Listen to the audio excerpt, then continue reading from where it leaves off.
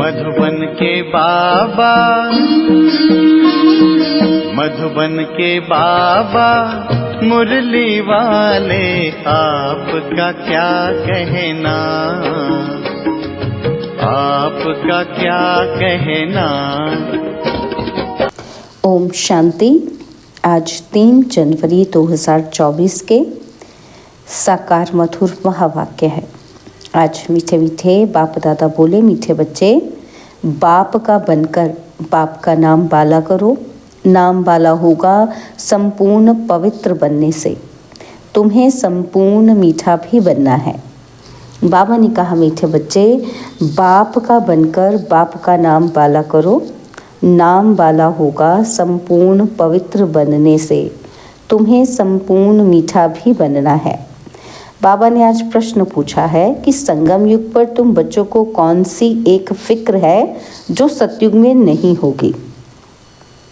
और उत्तर में बाबा ने समझाया कि संगम पर तुम्हें पावन बनने की ही फिक्र है।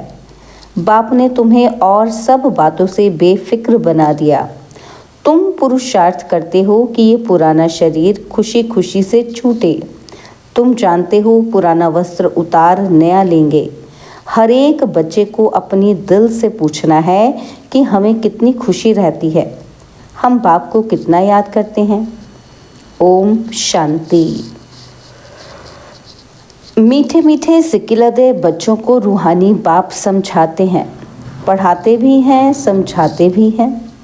पढ़ाते हैं रचता और रचना के आदि मध्य अंत का राज, और समझाते हैं सर्वगुण संपन्न बनो, दैवी गुण धारण करो। याद करते करते तुम सतो प्रधान बन जाएंगे। तुम जानते हो इस समय यह तमो प्रधान सृष्टि है। सतो प्रधान सृष्टि थी जो अब 5000 वर्ष में तमो प्रधान बनी है। यह है पुरानी दुनिया। सबके लिए कहेंगे ना, ये नई दुनिया में थे या शांति धाम में थे। बाप रूहों को ही बैठ समझाते हैं, हे रूहानी बच्चे तुम्हें सतो प्रधान ज़रूर बनना है। बाप से वर्षा ज़रूर लेना है। मुझ अपने बाप को याद ज़रूर करना है। लौकिक बच्चे भी याद करते हैं। जितना बड़े होते जाते हद का वर्षा पाने के हकदार होते जाते हैं। तुम हो बेहद के बाप के बच्चे। बाप से बेहद का वर्षा लेना है। अभी भक्ति आदि करने की दरकार नहीं है। यह तो बच्चे समझ गए हैं कि ये यूनिवर्सिटी है। सब मनुष्य मात्र को पढ़ना है, बेहद की बुद्धि धारण करनी है। अब यह पुरानी दुनिया चेंज होनी है। जो अब तमो प्रधान हैं वह सतो प्रधान होंगे। बच्चे जानते हैं इस समय हम बेहद के बाप से बेहद सुख का वर्षा पा रहे हैं। अब हमें एक रूहानी बाप की ही मत पर चलना है। इस रूहानी याद की यात्रा से ही तुम्हारी आत्मा सतो प्रधान होती जाती है। फिर सतो प्रधान दुनिया में जाना है।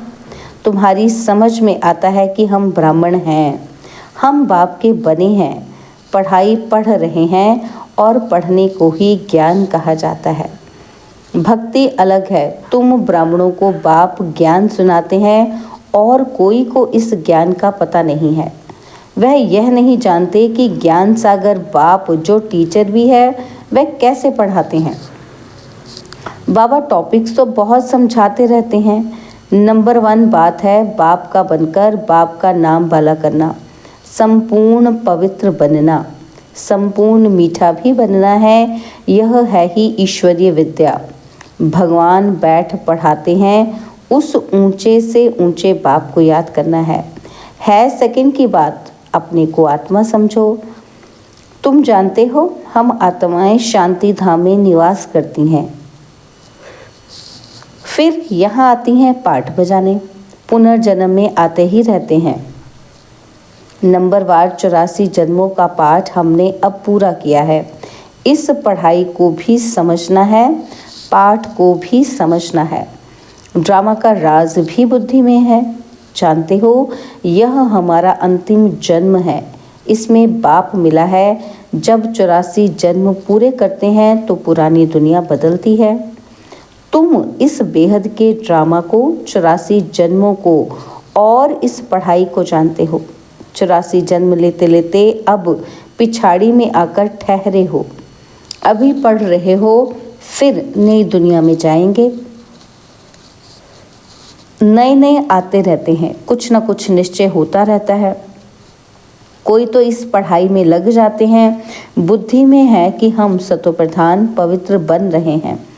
हम पवित्र बनते बनते उन्नति को पाते रहेंगे। बाबा ने समझाया है, तुम जितना याद करते हो तुम्हारी आत्मा पवित्र बनती जाती है। बच्चों की बुद्धि में सारा ड्रामा बैठा हुआ है। यह भी जानते हो कि इस दुनिया का तुम सब कुछ छोड़ कर आए हो। जो इन आँखों से देखते हैं वह देखने का है नहीं, यह सब खत्म हो जाने वाला है। अब तुम्हारा अंतिम जन्म है और कोई भी इस बेहद के ड्रामा को नहीं जानते हैं। तुम अभी सारे चक्र को जानते हो। बाप आए हैं अब तुम्हें तमो प्रधान से सतो प्रधान बनाने। जैसे वह इम्तिहान 12 मास के बाद होता है, तुम्हारी याद की यात्रा भी अभी पूरी नहीं हुई है। बहुत कुछ याद रहता है, फिर पक्का होता जाएगा तो कुछ भी याद नहीं आएगा। एकदम आत्मा अशरीरी आई, अशरीरी जाना है। तुम सारे सृष्टि के मनुष्य मात्र के पार्ट को जानते हो। बहुत मनुष्य बढ़ते जाते हैं, करोड़ों हो गए हैं। सतयुग में तो हम बहुत थोड़े हैं। पुनर्जन्म लेते लेते और धर्मों के मठ पंथ टाल टालियाँ बढ़ते बढ़ते झाड़ बहुत बड़ा हो गया है। आदि सनातन देवी देवता धर्म ही प्राय लोप हो गया है। हम ही देवी देवता धर्म में थे, सतो प्रधान थे। अब वह धर्म ही तमो प्रधान हो गया है। अब फिर सतो प्रधान बनना है और बनने के लिए ही हम पढ़ रहे हैं। जितना पढ़ेंगे पढ़ाएंगे उतना बहुतों का कल्याण होगा। बहुत प्यार से समझाना है। एरोप्लेन से पर्चे गिराने हैं, उसमें भी यही समझाना है कि तुम जन्म जन्मांतर भक्ति करते आए हो। गीता पढ़ना भी भक्ति है। ऐसे नहीं गीता पढ़ने से कोई मनुष्य से देवता बनेंगे। ड्रामा अनुसार जब बाप आते हैं तब ही आकर युक्ति बताते हैं सतो प्रधान बनने की। फिर सतो प्रधान पद मिल जाता है। तुम जानते हो इस पढ़ाई से हम यह बनने वाले हैं। यह है ईश्वरीय पाठशाला। भगवान पढ़ाकर तुमको नर से नारायण बनाते हैं।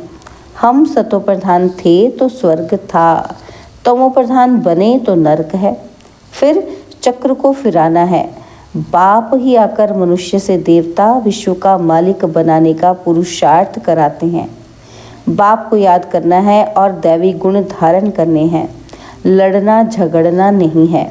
देवताएं कभी लड़ते झगड़ते नहीं। तुमको भी वही बनना है। तुम ही ऐसे सर्वगुण संपन्न थे, फिर बनना है श्रीमत पर। अपने से पूछना पड़े कि हमको कहाँ तक खुशी है, कहाँ तक निश्चय है। ये तो सारा दिन याद रहना चाहिए, परंतु माया ऐसी है जो भुला देती है। तुम जानते हो बाप के साथ हम विश्व के खिदमतगार हैं। आगे तुम हद की पढ़ाई पढ़ते थे, अब बेहद की पढ़ाई बेहद के बाप द्वारा पढ़ते हो। यह पुराना शरीर है जो अपने समय पर छूटना है। आपे ही ना छूटे, हम खुशी से इस शरीर को छोड़ें। हम इस छीछी शरीर को छोड़ पुरानी दुनिया को भी छोड़ खुशी से जाते हैं। कोई बड़ा दिन होता है तो खुशी से नए कपड़े पहनते हैं ना। तो यहाँ तुम जानते हो हमको नई दुनिया में नया शरीर मिलेगा। हमको एक ही फुरना है पावन बनने का, और सब फिक्रातों से हम फारिग हो जाते हैं। यह सब खलास हो जाना है। फिक्र काहे का रखें। आधा कल्प हम भक्ति मार्ग में फिक्र में रहे और फिर आधा कल्प कोई फिक्रात नहीं रहेगी। बाकी थोड़ा समय है, पावन बनने का थोड़ा फिक्र है, फिर एक भी फिक्र नहीं रहेगा। ये सुख दुख का खेल है। सतयुग में है सुख, कलयुग में है दुख। बाबा ने समझाया है, तुम पूछ सकते हो सतयुग सुखधाम के रहवासी हो या कलयुग दुखधाम के। यह तुम नई नई बातें सुनाते हो। ज़रूर कहेंगे हम अब दुखधाम के वासी हैं। बहुत प्यार से पूछा जाता है, जो मनुष्य आप ही समझे कि हम कहाँ के वासी हैं। कहेंगे इनके प्रश्न पूछने की युक्ति तो बहुत अच्छी है। भल कितना भी बड़ा आदमी हो, धनवान हो, परंतु है तो नरकवासी ना। स्वर्ग तो नई दुनिया को कहा जाता है, अब कलयुग पुरानी दुनिया है। ये प्रश्न बहुत अच्छे हैं, सीढ़ी में भी क्लियर है।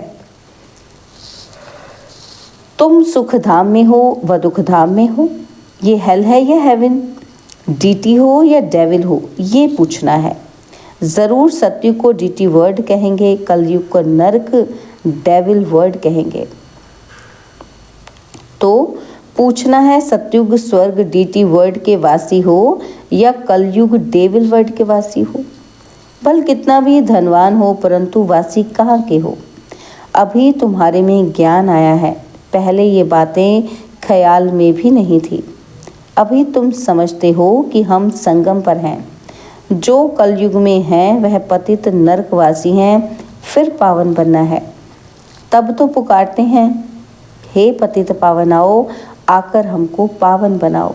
यह भी समझाना है, तुम्हारे पास कितने ढेर मनुष्य आते हैं, फिर भी कोटों में कोई निकलते हैं। मैं जो हूँ, जैसा हूँ, जो सिखलाता हूँ, उस पर कोई विरला ही चलता है। प्रभात फेरी में भी यही दिखाओ कि हम इस पढ़ाई से स्वर्गवासी बन रहे हैं। सतयुग, त्रेता, द्वापर, कलयुग, ये चक्र फिरता है ना। तुम्हारी बुद्धि में सारा चक्र है। फिर से तुम सुखधाम शांतिधाम के मालिक बनते हो। सुखधाम में दुख का नाम भी नहीं। अगर पूरा पढ़ेंगे नहीं तो पद भी कम पाएंगे। यह तो कॉमन बात है, इसलिए बेहद की पढ़ाई पढ़कर बेहद का वर्षा ले लो। सिर्फ अपने को आत्मा समझ बेहद के बाप को याद करना है। बहुत मीठा बाबा है, उनका डायरेक्शन है कि देह सहित देह के सभी बंधन खलास कर दो। आत्मा तो अविनाशी है, अभी अभी शरीर लिया, अभी अभी छोड़ा। देरी थोड़ी लगती है। इस समय तो दिन प्रतिदिन सब तमो प्रधान बनते जाते हैं। जब हम सतो प्रधान थे तो हम बड़ी आयु वाले थे और बहुत थोड़े थे। दूसरा कोई धर्म ही नहीं था। तुम्हारी आयु अभी के पुरुषार्थ से ही बढ़ती है। जितना याद करेंगे उतना तुम्हारी आयु बढ़ेगी। जब तुम सतोप्रधान थे तो तुम्हारी आयु बहुत बड़ी थी, फिर जितना नीचे उतरते गए तो आयु कम होती गई। रजो में उतरे तो आयु कम, तमो में आए तो और कम। जैसे नार का मिसाल है। नार रहट कंगने डब्बे भरते हैं और खाली होते जाते हैं, है ना। तो नार क्या है, कुएं से पानी निकालने का एक तरीका है। तो ये भी बेहद का नार माना रहट है। तुम अभी भर रहे हो, भरते भरते पूरे भर जाएंगे और फिर धीरे धीरे खाली होंगे। इनकी भेंट बैटरी से भी की जाती है। तो अभी हम सतो प्रधान बनकर जाते हैं, फिर 84 जन्म लेते हैं तो बैटरी भर जाती है ना, पूरी हो जाती है। और आधा कल्प के बाद रावण राज्य शुरू होता है। रावण राज्य में सबको कहेंगे नरकवासी। पीछे जो आएंगे वो नरक में ही आएंगे। पहले तुम स्वर्ग जाते हो। यह बाप से भक्ति का फल मिलता है। समझा जाता है इसने बहुत भक्ति की है, तब ज्ञान भी लेते हैं। ये सब राज तुमको बाप ने समझाया है, तुमको फिर दूसरों को समझाना है। मनुष्यों ने अनेक प्रकार के पाप ही पाप किए हैं। अब बाप आया है, तुमको ज्ञान दे रहे हैं। बाप जब आते हैं तब ही आकर पढ़ाते हैं। इतना समय तो पता ही नहीं था। पाप आत्मा बनते ही गए हैं।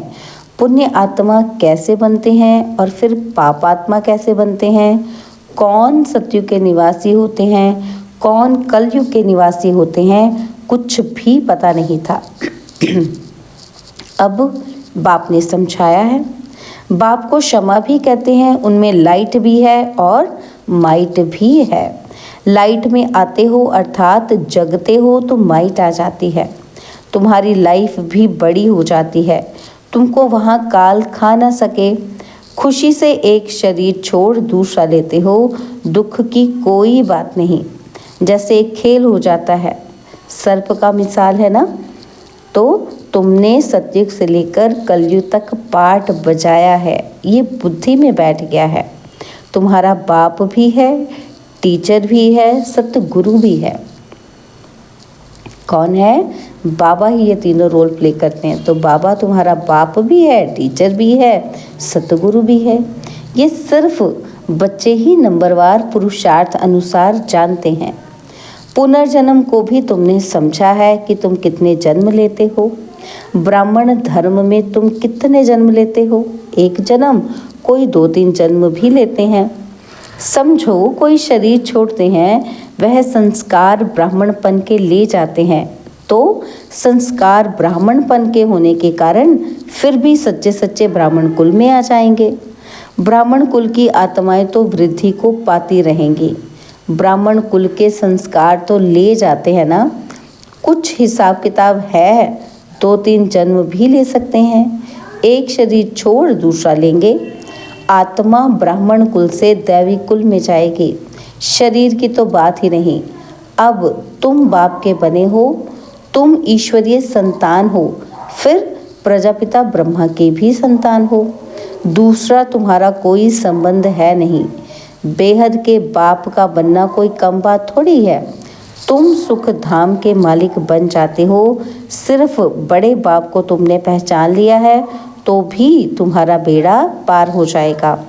अच्छा, मीठे मीठे सिकिलदे बच्चों प्रति माता पिता बाप दादा का याद प्यार और गुड मॉर्निंग। रूहानी बाप की रूहानी बच्चों को नमस्ते। हम रूहानी बच्चों की रूहानी बाप दादा जी को दिलवा जान सिखवा प्रेम से नमस्ते। ओम शांति। प्यारे बाबा, मीठे बाबा, मेरे बाबा, शुक्रिया बाबा, शुक्रिया बाबा, शुक्रिया। धारणा के लिए मुख्य सार है। पहला पॉइंट है, अपने आप से पूछो। क्या पूछना है? कि हमें खुशी कहाँ तक रहती है? सर्वगुण संपन्न थे, अब श्रीमत पर फिर बनना है, यह निश्चय कहाँ तक है? और तीसरा, कि हम सतो प्रधान कहाँ तक बने हैं? दिन रात सतो प्रधान बनने की फिक्रात रहती है कि नहीं? ये अपने आप से पूछने हैं।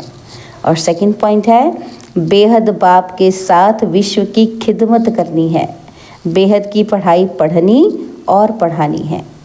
देह से जो भी बंधन है उन्हें बाप की याद से खलास करना है। तो आज की धारणा के लिए बाबा ने पहले पॉइंट में क्या कहा? कि अपने से पूछो। क्या क्या पूछने के लिए कहा बाबा ने? कि क्या हमें खुशी कहाँ तक रहती है? सर्वगुण संपन्न थे, अब श्रीमत पर फिर बनना है, ये निश्चय कहाँ तक है? और तीसरा, कि हम सतो प्रधान कहाँ तक बने हैं? दिन रात सतो प्रधान बनने की फिक्रात रहती है।